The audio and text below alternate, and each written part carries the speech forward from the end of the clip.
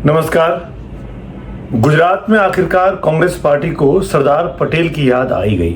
वो सरदार पटेल जो आज की तारीख में बीजेपी और संघ परिवार के नेताओं के लिए सबसे बड़े चेहरे बने हुए हैं। अब कांग्रेस को लग रहा है कि अगर आने वाले वक्त में उन्होंने बीजेपी की इस पिच पर जाकर मैच नहीं खेला और सरदार पटेल को अपनी विरासत से दूर जाने दिया तो बहुत आसानी से वो बीजेपी को गुजरात में और गुजरात के आसपास के इलाकों में मात ना दे पाए। तो एक तरीके से कांग्रेस पार्टी सालों साल के बाद इस कोर्स करेक्शन को करती हुई दिखाई दे रही है। क्या अंजाम होगा ये तो वक्त बताएगा, लेकिन कांग्रेस पार्टी ने एक तरीके से इस बात को माना और दोहराया और बार बार कहा कि वो सरदार पटेल को वही इंपॉर्टेंस देना चाहती है जो तमाम फ्रीडम फाइटर्स को देती है।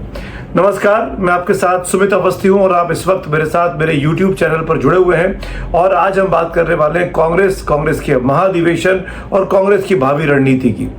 आप समझ ही गए होंगे मैं गुजरात की बात कर रहा हूं। कांग्रेस ने सरदार पटेल को क्यों याद किया? वो सरदार पटेल जिनको भारत रत्न देने में कांग्रेस ने आज़ादी के करीब 40-45 साल निकाल दिए।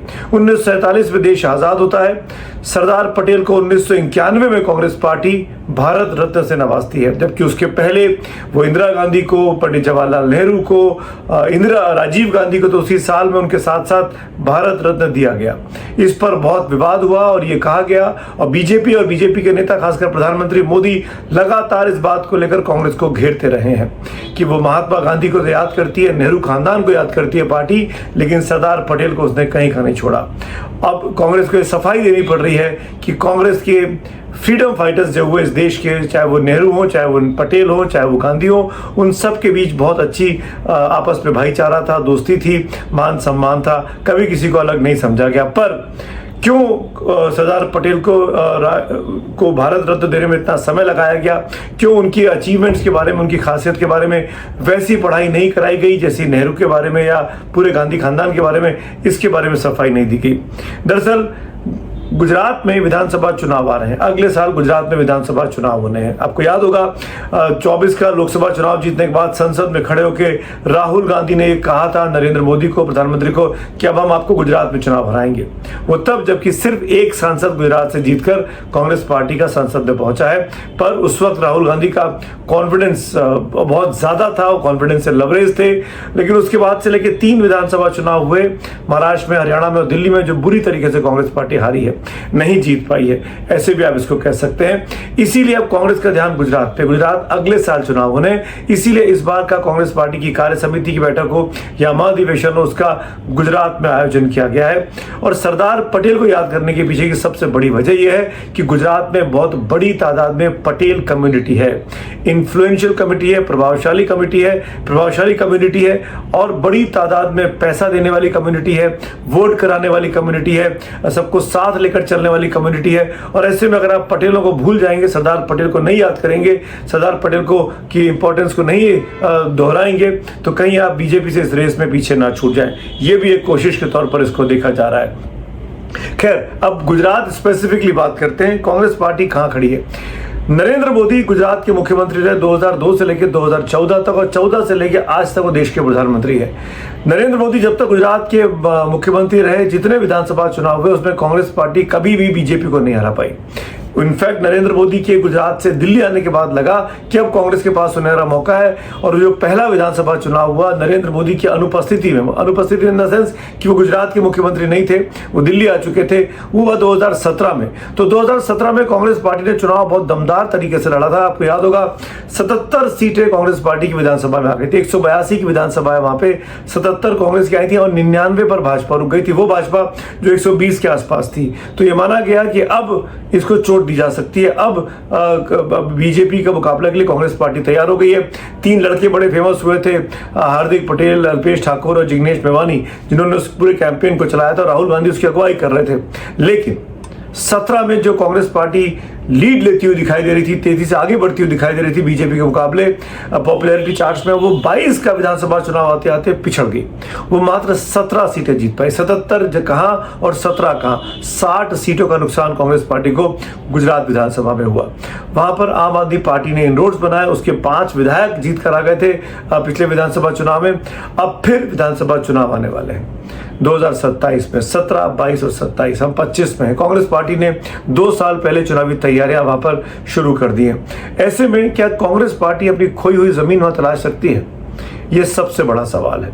और इसका जवाब यह हो सकता है कि किसी भी पार्टी को कहीं भी स्टैब्लिश करने के लिए 3 चीजें चाहिए होती है। 3 चीजें: लीडरशिप, ऑर्गेनाइजेशन और नैरेटिव। आज की तारीख में जब कांग्रेस पार्टी का अधिवेशन इस वक्त गुजरात में चल रहा है, साबरमती के रिवर फ्रंट पर कांग्रेस के दिग्गज नेता मौजूद हैं। कांग्रेस पार्टी के पास गुजरात में कोई बड़ा नेता नहीं बचा है। जो हैं वो बार बार इस्तेमाल किए जा चुके हैं और वो कभी सक्सेस नहीं दिला पाए। नैरेटिव के नाम पर वहां पर बीजेपी की सरकार जो भूपेंद्र पटेल की अगुवाई में चल रही है, उसको मात देने के लिए कांग्रेस पार्टी के पास कोई नैरेटिव नहीं दिखाई देता।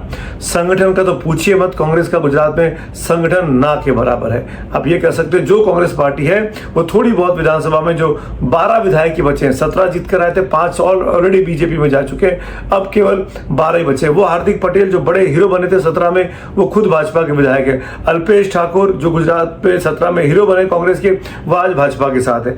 इन परिस्थितियों में कांग्रेस पार्टी कैसे मुकाबला करेगी बगैर संगठन के, बगैर नेतृत्व के, बगैर किसी नैरेटिव के? ये बहुत बड़ी चुनौती है। 2022 हम 2024 हम 2025 में 27 में चुनाव होने 2 साल हम दूर हैं। हो सकता है कांग्रेस पार्टी के पास कोई प्लान हो सकता है राहुल गांधी कुछ जान फूंकने के लिए कोशिश करें, लेकिन जितने दिग्गज हैं, जितने राजनीति के समझदार हैं, जितने आलोचक हैं, जितने प्रोफेसर्स हैं, उनको लगता है कि कांग्रेस पार्टी ने ये इनिशिएटिव बहुत अच्छा लिया है। इस साल महात्मा गांधी के कांग्रेस अध्यक्ष बने हुए 100वां वर्ष है, ये शताब्दी वर्ष है। वो 1924 में बने थे और अभी 2025 में हमें तो शताब्दी वर्ष को कांग्रेस पार्टी बना रही है। सरदार पटेल का भी 150वां वर्ष है, तो उसको भी कांग्रेस पार्टी बना रही है। उस लिहाज से देखा जाए तो ये बहुत अच्छा इनिशिएटिव है। गांधी और पटेल दोनों गुजरात से आते थे। पर ये तो सिंबलिज्म की बात हो गई, ये तो प्रतीकों की बात हो गई। चुनाव कैसे जीतोगे? नरेंद्र मोदी जैसे गुजराती बड़े नेता को जो गौरवशाली गुजरात की बात करता हो, गर्वी गुजरात की बात करता हो, उसको आप कैसे हराएंगे? मोदी भले ही दिल्ली में हो, लेकिन गुजरात उनसे दूर नहीं हुआ। ये हमने 22 के चुनावों में देख लिया, जब बीजेपी सबसे बड़ी जीत के साथ वहां पर लौटी, 150 से अधिक सीटें 182 की विधानसभा में कांग्रेस बीजेपी के पास आई। तो ये दिखा रहा है कि बीजेपी ने, भले ही मोदी वहां पर रूल ना कर रहे हो, भले ही बीजेपी मोदी दिल्ली आ गए हो, लेकिन वहां से बीजेपी ने अपना, नरेंद्र मोदी ने, अमित शाह ने अपना जो जोड़ है वो घटाया नहीं है। वो ध्यान पूरा गुजरात का रखते हैं। खाम एक फॉर्मूला है KHAM, जिसके जरिए कांग्रेस पार्टी ने बहुत 1985 में सबसे बड़ी जीत हासिल की थी। अगर मैं बात करूं 1985 में कांग्रेस पार्टी का अब तक का सबसे बेहतरीन प्रदर्शन रहा है। 182 में से 149 सीटें कांग्रेस पार्टी जीत कर आई थी 1985 में, यानी आज से 40 साल पहले। क्या 40 साल बाद वो अपने आप को दोहरा पाएंगे? खाम के फॉर्मूले पर तब कांग्रेस पार्टी चली थी। क्षत्रिय, हिंदू, अल्पसंख्यक और माइनॉरिटीज, क्या वो खाम कांग्रेस के पास लौटेंगे? माइनॉरिटीज लौट रहे हैं देश भर में, पर गुजरात देश से अलग मैं मानता हूं, क्योंकि गुजरात में जिस तरीके से बीजेपी को सफलता मिली, वहां अल्पसंख्यक यानी माइनॉरिटी भी, यानी मुसलमान भी बड़ी संख्या में बीजेपी को वोट करते आए हैं। इसीलिए कांग्रेस पार्टी ने 22 का चुनाव बुरी तरीके से हारा और लोकसभा में भी मात्र 1 सीट ही गुजरात में जीत पाई। ऐसे में क्षत्रिय ऑलरेडी बीजेपी के साथ है, हिंदुत्व की जो पार्टी है, हिंदुत्व का फॉर्मूला वो अपनाती रही है। ऐसे में कांग्रेस पार्टी जाति की राजनीति पर लौटना चाहती है। जिस तरह के बयान गुजरात से निकलकर राहुल गांधी और मल्लिकार्जुन खड़गे के आए हैं, उन बयानों से लगता है कांग्रेस पार्टी इस बार दलितों को और मुस्लिमों को साथ लेकर और ओबीसी को और मुस्लिमों को साथ लेकर चलना चाहती है। वो एक खाम के फॉर्मूले को अपनाना चाहती है, माइनस हिंदू उसको लगता है कि बीजेपी के साथ है, उनको तोड़ना आसान नहीं है।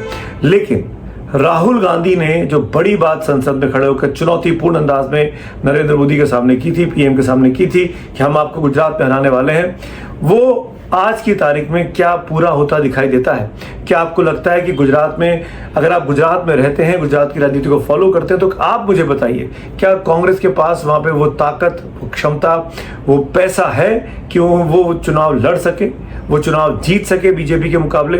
भूपेंद्र पटेल के पहले वहां पर विजय रूपानी हुए, उसके पहले आनंदीबेन हुई। ये उतने पॉपुलर मुख्यमंत्री नहीं है, ये बिल्कुल फैक्ट बात है जितने पॉपुलर नरेंद्र मोदी हुआ करते हैं। पर नरेंद्र मोदी आज भी गुजरात के लोगों के लिए उनके हीरो हैं। उनको मात देने के लिए कांग्रेस के पास कोई बहुत बड़ा प्लान होना चाहिए। मैं आपसे पूछना चाहता हूं इस वीडियो के लास्ट में, अगर आपका कोई फॉर्मूला है आपके पास जो कांग्रेस को अपनाना चाहिए बीजेपी को, नरेंद्र मोदी को मात देने के लिए गुजरात में अगले विधानसभा चुनाव में, तो जरूर कमेंट्स में भेजिए, मुझे लिखिए, शेयर करिए। हम उस पर चर्चा भी करेंगे, उसके पर रिएक्ट भी करूंगा। और मैं जानना चाहता हूं कि गुजरात के लोग और देश के लोग क्या जानते हैं गुजरात में होने वाले इस कांग्रेस के महाधिवेशन के बारे में, कि क्या इससे कांग्रेस की स्थिति सुधर पाएगी। आपके जवाबों का मुझे इंतजार रहेगा।